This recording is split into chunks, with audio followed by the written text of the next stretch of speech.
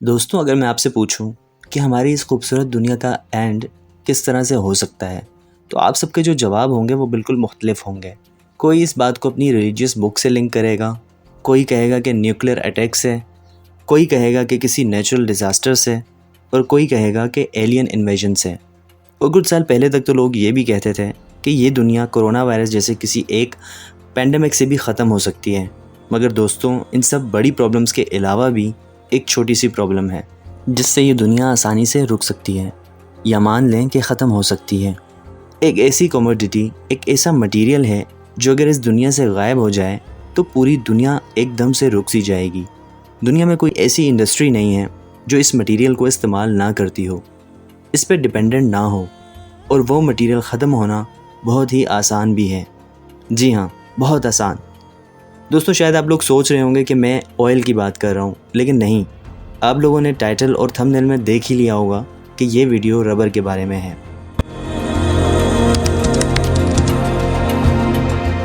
दुनिया में व्हील के इन्वेंशन को सबसे रेवोल्यूशनरी इन्वेंशन कहा जाता है, क्योंकि इसके बाद से इंसानों की तरक्की बहुत ज़्यादा बढ़ गई थी और बहुत तेज़ी से ग्रो करने लग गए थे। एक जगह से दूसरी जगह जाने लग गए थे, सामान ले जाया जाने लगा, रियासतें बढ़ने लगीं और किंगडम्स का एक्सपेंशन हुआ। और उसके बाद जब रबर का इन्वेंशन हुआ और किसी ने दिमाग लगाया रबर को टायर पे चढ़ाने का, तो इससे दुनिया को एक नई डायरेक्शन, एक नई स्पीड मिल गई और रोड से लेकर प्लेन्स तक सब जगह रबर को इस्तेमाल किया जाने लगा। रबर हमारे व्हील्स को टायर देता है, हमारे जूतों को सोल देता है, हमारे रोज़ के कई सारे आइटम्स में रबर यूज़ किया जाता है। बास्केटबॉल से रबर बैंड तक हमारी ज़िंदगी काफ़ी ज़्यादा रबर पर डिपेंडेंट है। अब ये रबर दो टाइप का होता है। एक होता है नेचुरल रबर, जो हमें प्लांट से मिलता है, और दूसरा होता है सिंथेटिक रबर, जो पेट्रोलियम का एक बाय प्रोडक्ट है। ये पेट्रोलियम वाला रबर आपको बहुत ज़्यादा आसानी से मिल जाएगा, मगर ज़्यादा हीट, फ्रिक्शन और बहुत लॉन्ग टाइम तक ये रबर नहीं चल पाता और इसमें पेरिश होने लग जाता है। और बहुत ही क्रिटिकल एप्लीकेशन जैसे कि एरोप्लेन के टायर्स या फिर व्हीकल के टायर्स या ट्रक के टायर्स के लिए सिंथेटिक रबर बिल्कुल भी सूटेबल नहीं है। अगर ये सिंथेटिक रबर प्लेन के टायर्स में इस्तेमाल किया जाने लगे तो प्लेन्स लैंड होते ही टायर्स बर्स्ट हो जाएंगे, ट्रक कई किलोमीटर्स तक नहीं चल पाएंगे और हमारी कार में भी टायर्स को बार बार बदलना पड़ेगा। ऑल्दो हमारी कार्स और बाइक के टायर्स में कुछ परसेंट सिंथेटिक रबर और कुछ परसेंट नेचुरल रबर होता है, मगर प्लेन के टायर्स 100% नेचुरल रबर से बनाए जाते हैं। और इनफैक्ट प्लेन्स ही नहीं, जो भी दुनिया में हैवी ड्यूटी एप्लीकेशंस हैं, जहाँ भी एजिंग, जहाँ भी फ्रिक्शन, जहाँ भी हीट में रबर को सर्वाइव करना है, वहाँ पे सिर्फ नेचुरल रबर ही सर्वाइव कर सकता है। अब ये नेचुरल रबर आता कहाँ से है? नेचुरल रबर आता है रबर ट्रीज़ से। रबर ट्रीज़ की स्टेम पे कट लगाया जाता है, जहाँ से निकलता है एक वाइट कलर का फ्लूइड, जिसे बोलते हैं लेटेक्स। इस लेटेक्स को इकट्ठा किया जाता है, इसे प्रोसेस किया जाता है और बनाया जाता है नेचुरल रबर। अब रबर एक एग्रीकल्चरल प्रोडक्ट है, तो मैं इतनी टेंशन आपको क्यों दे रहा हूँ? जितना चाहें प्रोड्यूस कर लो, ज़्यादा से ज़्यादा दरख्त लगा लो। तो आपका सोचना भी सही है, मगर क्या है ना, रबर ट्रीज़ होते हैं मोनोडोनल, यानी कि ये दरख्त और इस पूरी फील्ड्स में जितने भी रबर ट्रीज़ हैं वो सारे के सारे सेम डीएनए शेयर करते हैं, सेम जीन्स शेयर करते हैं। और इसका मतलब ये है कि एक ही बीमारी ये सारे दरख्त ख़त्म हो सकते हैं। इनफैक्ट दुनिया में सारे रबर ट्रीज़ सेम जीन्स के हैं और एक ही बीमारी पूरी दुनिया के रबर ट्रीज़ को ख़त्म कर सकती है। और एक ऐसी बीमारी है भी जिसने पूरे साउथ अमेरिका में रबर ट्रीज़ को पूरी तरह से ख़त्म कर दिया है, जिसे बोलते हैं रबर ट्री ब्लाइट। और ये एक फंगस है। इस फंगस को रबर इंडस्ट्री की ब्लैक डेथ भी कहा जाता है, क्योंकि इसका कोई क्योर नहीं है, कोई इलाज, कोई वैक्सीन नहीं है, कोई तरीका नहीं है जिससे इसे स्टॉप किया जा सके। अगर एक बार ये फैल गया, और इस फंगस में इतना पोटेंशियल है कि ये पूरी दुनिया से रबर ट्रीज़ को साफ़ कर सकता है, क्योंकि टेक्निकली रबर ट्रीज़ पूरी दुनिया में सेम जीन्स के हैं। आज से 100 साल पहले ब्राज़ील दुनिया का 90% रबर अकेले सप्लाई करता था।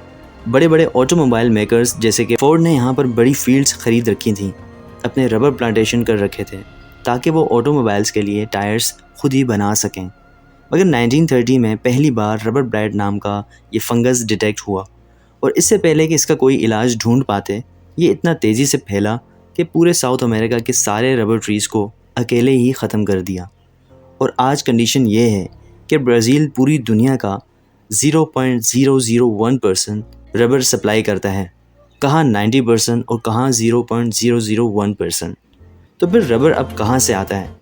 दोस्तों, एशिया पूरी दुनिया का 90% रबर बनाती है और इसमें भी थाईलैंड, मलेशिया और इंडोनेशिया मिलकर दुनिया का 72% रबर प्रोड्यूस करते हैं। और चौथे नंबर पर आता है हमारा पड़ोसी मुल्क इंडिया। अब सवाल ये है कि जब साउथ अमेरिका में इस फंगस ने रबर ट्रीज़ को ख़त्म कर दिया, तो फिर एशिया में क्यों नहीं ख़त्म कर पा रहा है? रबर ब्लाइट एशिया में आया क्यों नहीं है? तो इसकी वजह यह है कि इस फंगस की एज बहुत कम होती है और ये ओशंस को क्रॉस नहीं कर सकता। अगर किसी शिप में कोई इन्फेक्टेड ट्री या कोई इन्फेक्टेड चीज़ पड़ी हो तो वो शिप जब तक एशिया पहुंचेगी इससे पहले ये फंगस मर जाएगा। मगर एक रास्ता है, एरोप्लेन्स के थ्रू। एरोप्लेन से एक जगह से दूसरी जगह एक ही दिन में पहुंच जाते हैं। और अगर साउथ अमेरिका से अगर कोई प्लेन ये इन्फेक्टेड फंगस लेकर एशिया में आ गया तो हो सकता है कि एशिया में भी ये फैल जाए। इसलिए अगर आप ट्राई करके भी अगर टिकट बुक करना चाहें तो आपको साउथ अमेरिका से साउथ ईस्ट एशिया की तरफ एक भी डायरेक्ट फ्लाइट नहीं मिलेगी। आपको बीच में कहीं ना कहीं फ़्लाइट चेंज करनी पड़ेगी, जिससे आपका ट्रैवल टाइम बढ़ जाएगा और रबर ब्लाइट नाम का ये फंगस इफ़ेक्टिव नहीं रहेगा। यह मुमकिन हो पाया है लीफ ब्राइट क्वारंटाइन नॉर्म्स की वजह से। फिर भी थाईलैंड और इंडिया में कई सारे ऐसे सिंगुलर केसेस हुए हैं जहाँ पर किसी फील्ड में रबर ब्लाइट पाया गया और पूरी की पूरी फील्ड्स को एक साथ डिस्ट्रॉय कर दिया गया ताकि इसे फैलने से रोका जा सके। क्योंकि दोस्तों, दुनिया में कोई भी ऐसा इंडस्ट्री सेक्टर नहीं है जो रबर पर डायरेक्टली या इनडायरेक्टली डिपेंडेंट ना हो। और नेचुरल रबर अगर नहीं होगा तो दुनिया में कोई भी इंडस्ट्री नहीं चल पाएगी। ये ट्रांसपोर्टेशन से लेकर मशीन के छोटे छोटे पार्ट्स तक हर जगह ज़रूरी है। अब जब इतनी सीरियस प्रॉब्लम है तो दुनिया में कोई कुछ क्यों नहीं कर रहा है रबर के लिए? इकोनॉमीज़ की टेंडेंसी होती है कि जब मुश्किल आती है तभी इसका हल ढूंढना, जो कि हमने देखा था कोरोना वायरस के टाइम पे।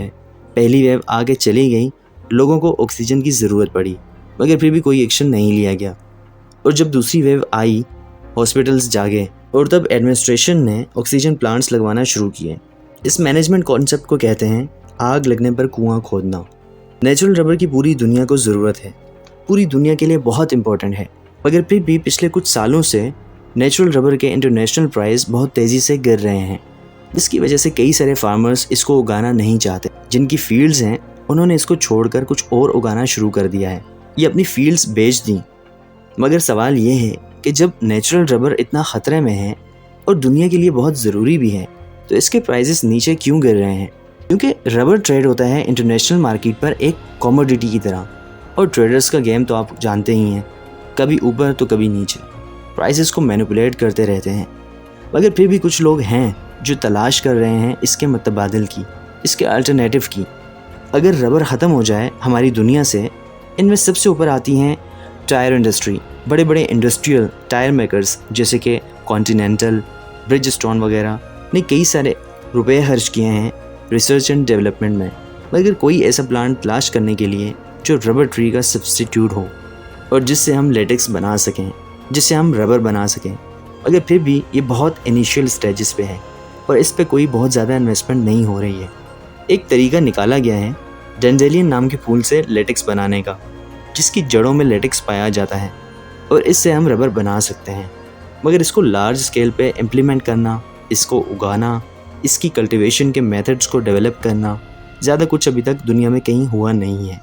क्योंकि मैं जानता हूँ ये कब होगा, ये तब होगा जब दुनिया में एक बहुत बड़ा इकोनॉमिक क्राइसिस आएगा, नेचुरल रबर की शॉर्टेज हो जाएगी, तब लोग रिसर्च एंड डेवलपमेंट पे खर्च करेंगे, तब लोग जल्द से जल्द अल्टरनेट रूट से लेटेक्स प्रोड्यूस करना, रबर प्रोड्यूस करना शुरू करेंगे।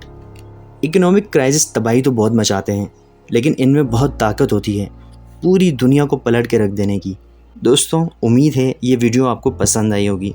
अगर पसंद आई है तो इसे लाइक ज़रूर करें और ऐसी ही एजुकेशनल एंड एंटरटेनिंग वीडियोस देखने के लिए मेरे चैनल को सब्सक्राइब भी कर लें और बेल आइकन को प्रेस करके नोटिफिकेशंस ऑन कर लीजिए ताकि मेरी आने वाली हर वीडियो आप तक आसानी से पहुंच सके।